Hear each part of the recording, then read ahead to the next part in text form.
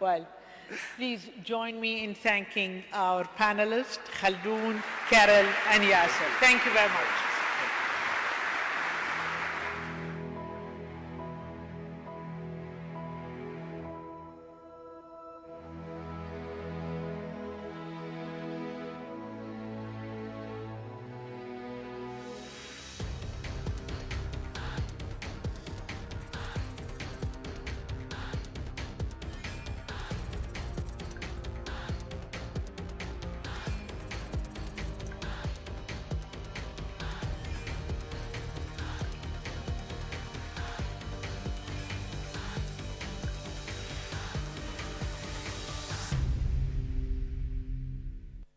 Ladies and gentlemen, please welcome to the stage Prime Minister of the Islamic Republic of Pakistan, His Excellency Imran Khan, and from Sky News Arabia, our moderator, Ms. Lubna Boza.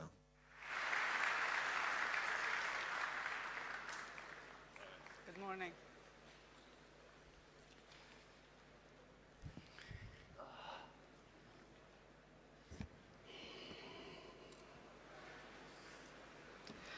Good morning.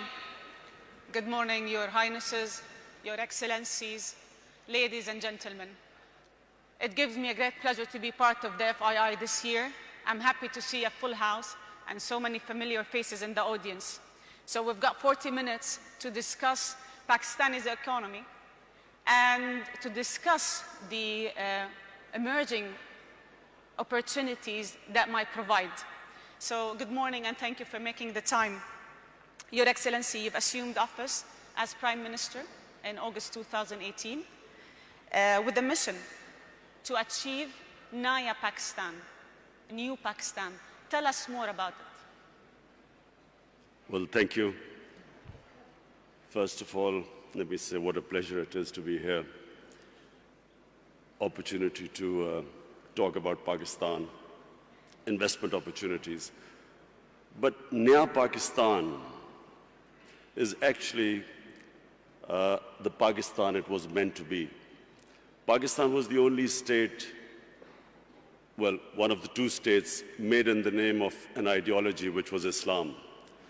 So when we talk about Naya Pakistan, it is going back to the vision of the founding fathers of Pakistan. And what the founding fathers of Pakistan envisaged was a state based on the principles of the first Islamic state of Medina. And those principles were justice, meritocracy, a welfare state where the state took responsibility for the weaker section of the society, and above all, state to educate its people. So these were the principles which, very lofty principles, why Pakistan came into being. So when we talk about Naya Pakistan, it means going back to the principles of what the founding fathers stood for. And hence, the struggle to educate our people, develop our human resources, strengthen our institutions, especially of justice. Sadly for us, some of those principles are more visible in, say, the Scandinavian republics, say in Switzerland, say in New Zealand, than in Pakistan, what was supposed to be an example for what an ideal Muslim state was supposed to be. You've mentioned so many important points that I'm going to go back to one by one. So working on human capital, fighting corruption, empowering the economy. Walk us through the economic agenda of your government now. Well, you know, we have been in power for 60 days. We have inherited two big deficits, fiscal deficit, current account deficit. And so the immediate concern for our government is to increase our exports. We need to increase our exports because we have shortage of foreign reserves because of our current account deficit. We need to get more remittances through the banking channels, because there are about 8 to 9 million Pakistanis who work abroad, who are living abroad. So we need to bolster our foreign exchange reserves, immediate improvement in exports, giving incentives to the exporters, getting Pakistanis to send remittances through the banking channels, because then we would have enough dollars. At the same time, clamping down on money laundering. It's a problem in most of the developing world where the money leaves the country through illegal channels. And then create the opportunities for investment. So these are the immediate measures we have been taking in these 2 months. Obviously, to get through this difficult period, we're looking for loans. And that's actually my next question, because with such an ambitious agenda, you require resources. How does your government plan to overcome the existing financing gap? Are we talking about loans, IMF program? What are the options you have on the table? Well, whatever reforms we do today, the impact will be in maybe 3 months, 6 months, a year's time. So right now we need to have loans to go through this difficult period of repaying or servicing our debts for our imports. So we are talking to both IMF, and also we are talking to friendly governments that we could go through this difficult period to get loans. So you might be applying for another IMF program? Yes, we're talking to the IMF. What we are hoping is that we can do a bit of both, get some loans from friendly governments, at the same time get a loan from the IMF. And so to go through this period, which we feel we have a tough period for the next 3 to 6 months. I'm going to go back to the point you mentioned in your first answer. So during your victory speech, your main point was fighting corruption in Pakistan and powering the economy. How is your government aiming to ensure transparency so you can revive the investors' confidence in Pakistan and investing in Pakistan?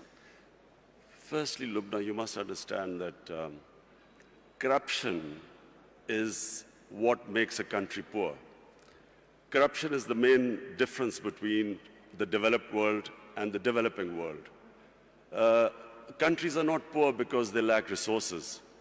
For instance, Congo has so many resources. It's one of the most resource-rich area in the world, as opposed to Switzerland, which comparatively hardly has any resources. The difference is that what corruption does is, it does 2 things. One, it destroys state institutions. When the ruling elite is corrupt, it can only make money by destroying all those institutions that are check and balance in the way of corruption. And secondly, corruption diverts money from human development to mega projects which give mega kickbacks, which leave a country indebted. So Switzerland is one of the most prosperous countries in the world because it has very good governance. It has strong state institutions, and it uses the money to develop its human resources. So in Pakistan, the challenge is, how do we strengthen our institutions enough to make it impossible for people to be corrupt, or corruption at a level which is manageable? And secondly, divert the resources to develop our human resources. This is the challenge of Pakistan. So what we've been trying to do since we've been 60 days in power is to strengthen the state institutions, develop meritocracy. The reasons why state institutions get destroyed is because cronies have been put in key positions who then, once there is no meritocracy in a state institution and there's no rule of law, the state institutions do not prevent anyone from stealing money from the country. So this has been the main agenda of our party. And then secondly, to prioritize institutions that will help the exporters. So hence, we have made all the laws at the moment to help our exporters. Unemployment also is a main concern for you. You've been very concerned about youth unemployment, training youth to be able to find jobs and creating jobs. Tell us more about the agenda in that particular field. Pakistan has 100 million people below the age of 35. Yes. Now, in one way, that's a huge opportunity. But secondly, it is a big pressure on the government to find employment for this young population. We have embarked on a very ambitious program. Pakistan has 10 million shortage of houses. So we have embarked on this program that in the first 5 years, we will build 5 million houses. And so hence creating all the conditions, removing all the red tape that comes into the housing sector. Also, of course, trying to attract foreign investment for this housing. At the same time, apart from the housing, what we are trying to do is create the enabling environment for investment. One of Pakistan's strengths are the overseas Pakistanis. We have, as I said before, 8 to 9 million Pakistanis working abroad. We have, if we create the enabling environment, we will then be able to attract their investment.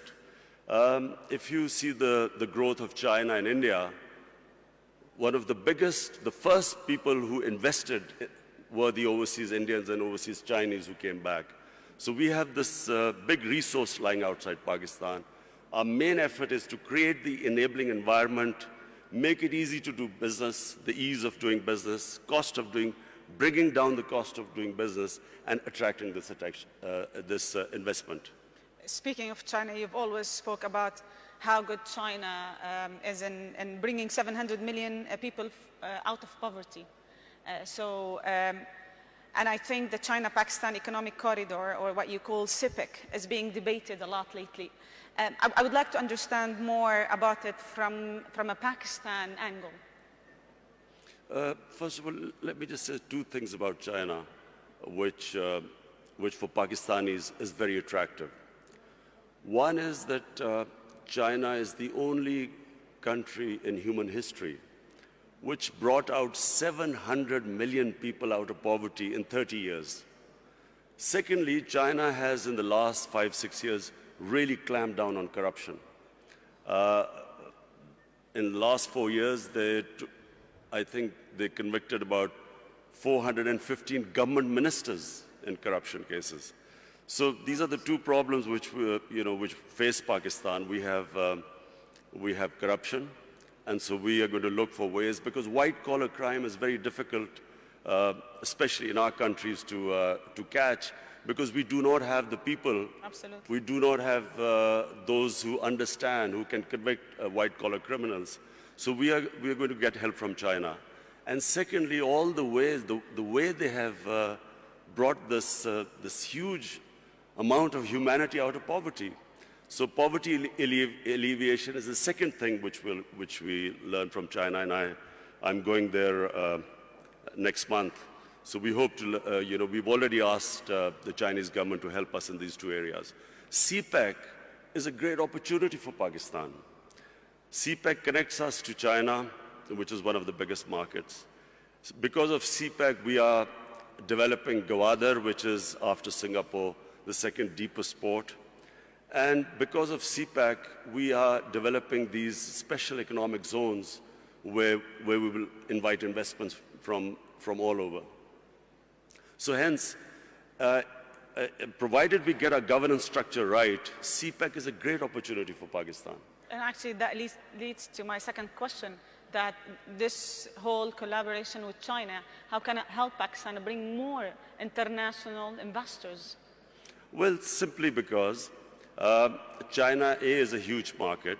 Secondly, the CPEC is this route which connects us, China, right down to Gwadar. So we have all this opportunity with these special economic zones to invite people. It gives a great opportunity for investment. And remember Pakistan's strategic position.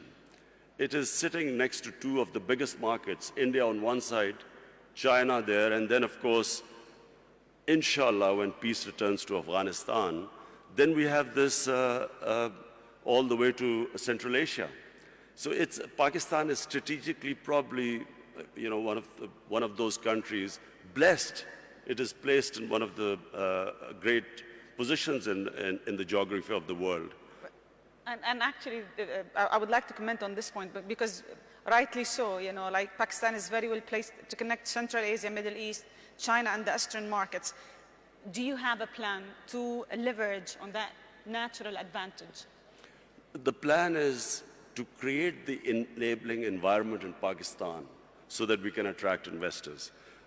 Not just foreign investors, not just overseas Pakistani investors, even our own investors who, unfortunately, because of our poor governance system, were not really investing in Pakistan. We didn't even give them enough incentives, and I'm talking about Pakistani investors. So we are restructuring our duty structure. We are our tax incentives. We are restructuring everything so to incentivize people to invest. What are the sectors that you think investors would be more interested in Pakistan? Minerals. There are vast amount of mineral wealth lying in Pakistan. Coal. We have one of the biggest coal reserves in the world. We have copper reserves, one of the biggest copper reserves. Zinc. We have a lot of areas of gas which have not been explored at all. But then we have tourism. You see, Pakistan is one of the most diverse countries in the world. Pakistan starts with alpine in the north. We have alpine climate. And then from the highest, which is the second highest mountain in the world, which is K2, we go on to the sea. We have 12 climatic zones on the way. So we have, tourism has exploded in Pakistan. Our infrastructure cannot cope with the tourists. So that's one of the biggest opportunities to invest in our country. And then we have three types of tourism. We have religious tourism. North of Pakistan was the center of the Buddhist civilization. We have the oldest civilization in the world, which is the Indus Valley civilization in Mohenjo-daro. Peshawar is one of the oldest living cities in the world, 2,500 years old. Lahore, also one of the ancient cities. So Pakistan is a diverse country. It's unfortunately because of the war on terror, last 13, 14 years, we had this turmoil where tourism disappeared. But in the last 2 years, we have all records of tourism have been broken in our country. So that's a great area to invest. So you've mentioned 2 points, tourism and energy. You've spoken enough about tourism and what should happen and how the investment should be. But on housing is also, of course, 5 million houses we are building. That's another area we're expecting investment from abroad. Let me talk about energy, because I think finding a sustainable fuel and gas supply by investing in Pakistan's own production is vital for your economy. What's your plan to reducing energy dependency and really inviting international investors and local investors to invest in that particular field? You see, we have hardly had any investment in our mineral resources. And one of the reasons, as I said again, in the last 15 years, was this war on terror, where we became the center of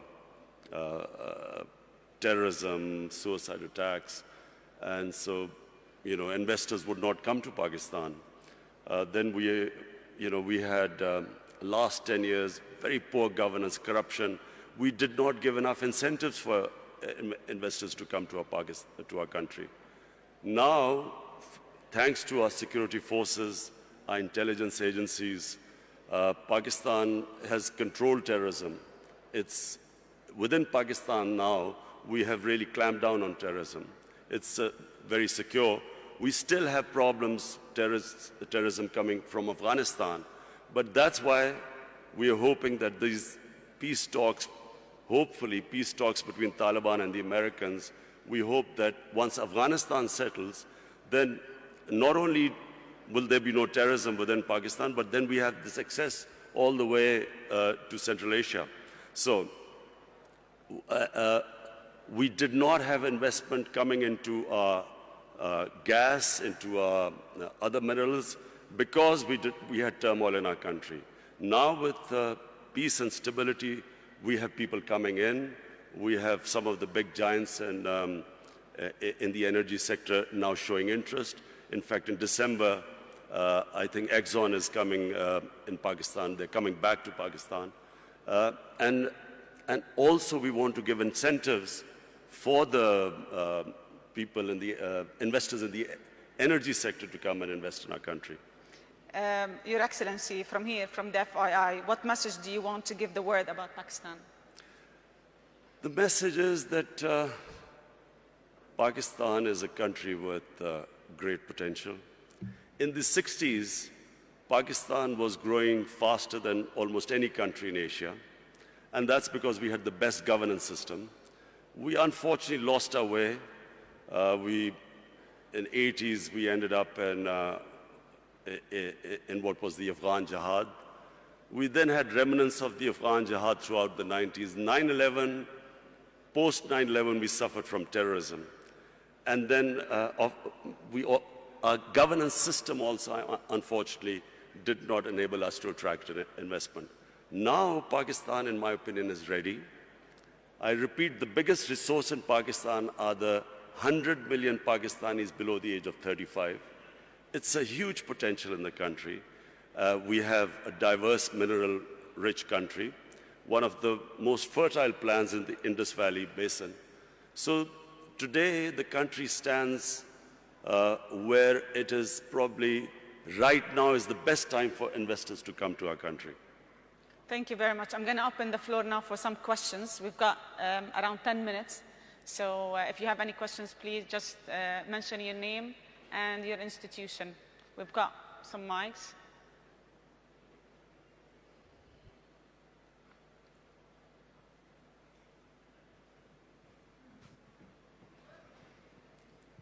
I think I was very comprehensive.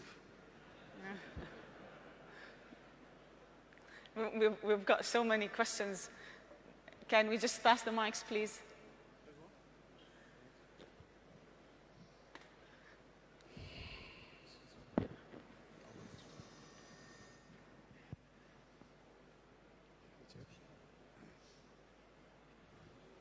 Bismillah ar-Rahman ar-Rahim. Your Excellency, welcome to Saudi Arabia. Okay, welcome.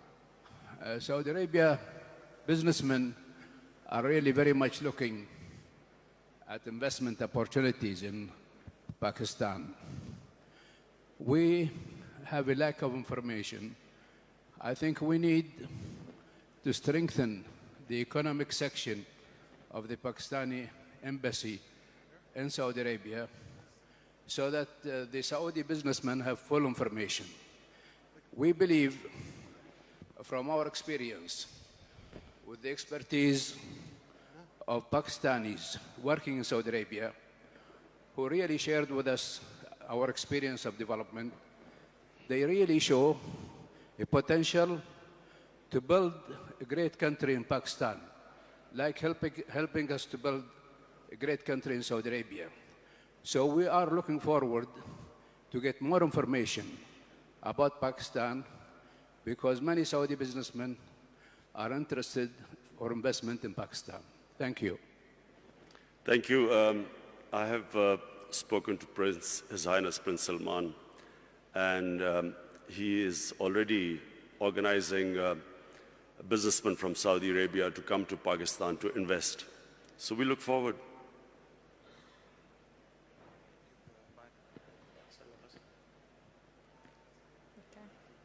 I'll take two more questions.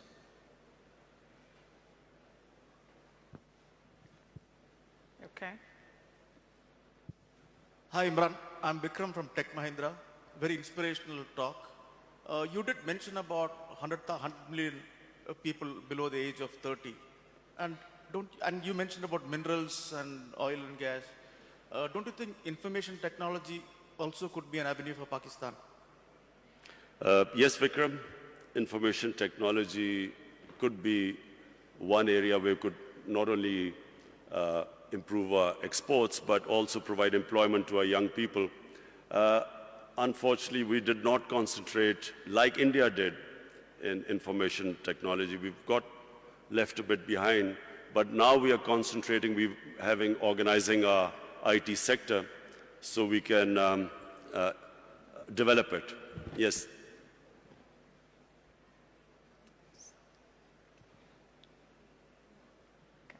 Assalamu alaikum, Khan Saab. My name is Kashif Khan. I'm a private equity and investor from the Middle East. My question to you is, a lot of investors have invested previously in the past into Pakistan economy. The biggest challenge they have is exiting out of those investments. How this government will facilitate the previous investors to exit, which will give more confidence to the future investors? Well, Kashif, I have my team here. Our chairman of board of investment is here, our finance minister, our commerce minister.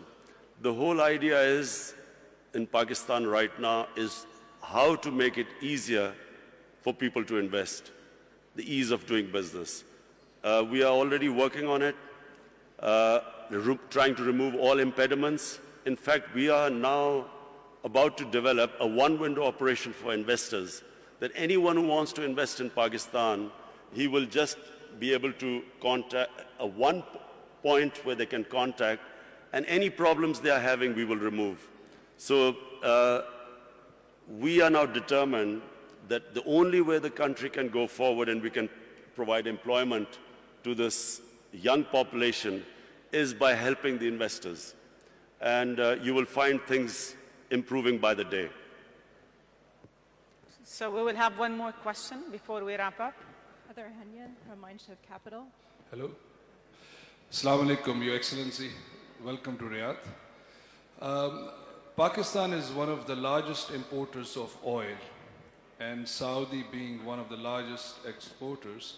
So can you maybe shed light on the possibilities of potential cooperation in oil refineries or downstream opportunities in manufacturing in Pakistan? Well, we are already talking to Saudi investors for an oil refinery to be built in Pakistan. In fact, we need 2 oil refineries in Pakistan bearing the amount of demand. So yes, the answer is yes, we are talking to Saudi Arabia. We have already met Saudi investors who just came over to Pakistan. And there is cooperation, and there's going to be increasing cooperation between Saudi Arabia and Pakistan. So we have one more question. Okay. Sorry, over here. Heather Henyan from Mindshift Capital. Just to ask about the gender strategy for Pakistan. We know that women have played a very strong role in microfinance, in the business of Pakistan, and in the formal economy of Pakistan. Can you talk more about the role that you see for women going forward as entrepreneurs and their role in the business sector? Thank you. The most important thing at the moment for our government is to ensure that we raise a female literacy in our country. Unfortunately, in literacy, we have got left behind in the subcontinent, but specifically female literacy. So you can only empower women, really, if you educate them. So in the 5 years when we were in power in Khyber Pakhtunkhwa, the province our government was in power, we decided that every 100 new colleges to be built in Khyber Pakhtunkhwa, 70 would be for women. Similarly, in primary, all primary education schools which we were going to open, out of 100, 70 would be for women. So that's number one. Secondly, we have this housing project which we've started. We are, at the bottom tier, we are doing microfinance for the poorest of the poor. This is affordable housing. And for the poorest of the poor, we are introducing microfinance. And there also we are involving women, because we find that they are always in microfinance, they always pay back the loans much better than the ratio which men pay back.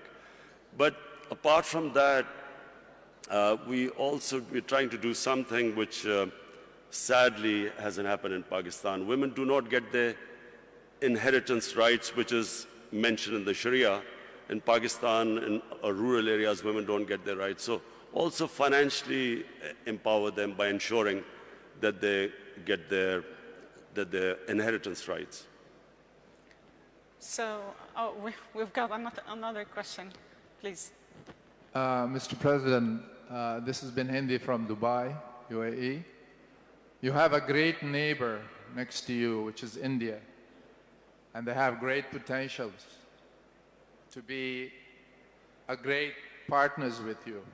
What is your efforts to let go all the past history and become one big nation, collaborating with each other in different fields and businesses? Thank you. Well, I'll answer my final question. Look, one thing Pakistan needs more than any other country right now is peace and stability. The last decade or more, specifically after 9/11, has been of the greatest turmoil to our country. A war which Pakistan had nothing to do with. Pakistan ended up losing almost 80,000 Pakistanis dead. Our tribal areas devastated by the war. Half of the population in the tribal areas internally displaced. Over $100 billion lost to the economy. And one of the reasons why we are at the stage where I'm talking about the two biggest deficits, fiscal and current account deficit, is because of this instability and the war, where investment just dried up in Pakistan. So what we need is stability. Now, stability means peace with all its neighbors. We have peace with India, we have peace with Iran, peace with China and Iran. Our problems are right now with Afghanistan and with India. Now, when I won the elections and came to power, the first thing I tried to do was to extend a hand of peace to India. Unfortunately, and I think it's because of the Indian election coming up, and because, sadly, anti-Pakistan rhetoric brings in votes, I'm afraid we got no response from India. In fact, got rebuffed by India.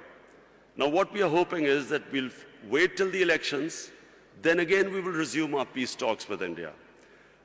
Peace with India is important not just for Pakistan, but for India as well.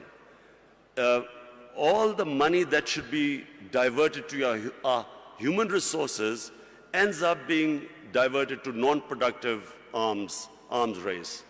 And secondly, peace with Afghanistan, peace in Afghanistan. It's critical for Pakistan because at the moment, the